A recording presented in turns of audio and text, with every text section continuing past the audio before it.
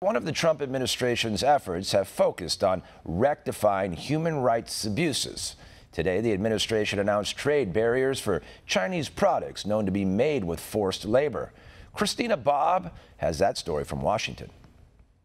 Today, the Department of Homeland Security and Customs and Border Protection announced 5 new withhold-release orders targeting trade from the Xinjiang region of China.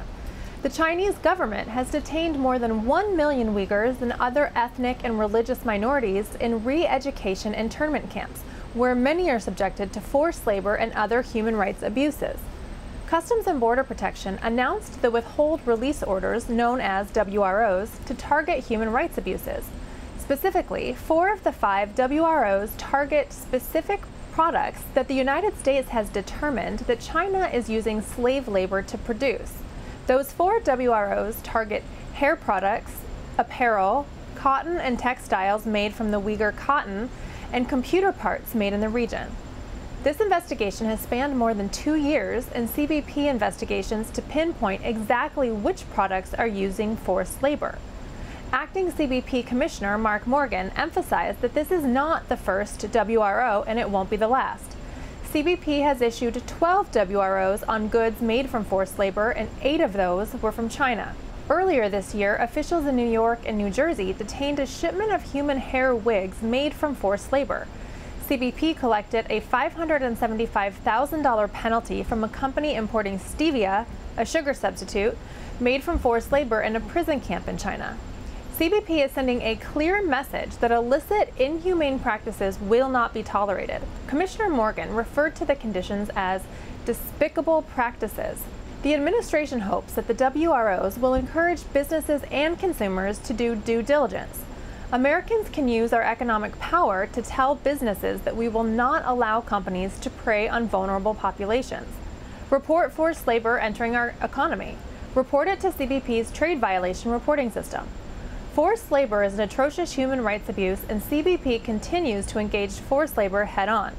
The acting commissioner stated his intent is to use CBP's unique enforcement ability to prevent these goods from entering the U.S. economy.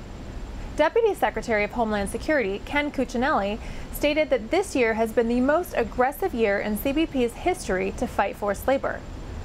The 5th WRO does not focus on the products discussed earlier, but restricts goods and services from a specific education and training center. This training center, according to Cuccinelli, is a re-education internment camp. It's basically a forced labor prison camp. Prisoners are required to work under duress with limited mobility. Cuccinelli had strong words, stating that this is a concentration camp and modern-day slavery. The administration will not tolerate the egregious human rights violations taking place in China. We will use our economic weight to prevent forced labor. Slavery will not be tolerated by the U.S. government. Cuccinelli promoted a DHS, Labor Department, and Treasury Department advisory that announced a historic business advisory to notify businesses of the human rights abuses in the Xinjiang region of China. Cuccinelli emphasized that China must respect human rights and rule of law. State forced labor is only one of the many human rights violations conducted by the Chinese. DHS will protect American workers, consumers, and businesses, and also wants to protect the American trade market. America and the Trump administration stand for the dignity of every human being, says Cuccinelli. China must end its state forced labor program. DHS will continue to enforce human rights. I'm Christina Bobb for One America News, the White House. Want to see more videos like this? Click on the link below and subscribe to One America News on YouTube, and call your cable provider and kindly demand that One America News is added to your lineup. Call and subscribe today.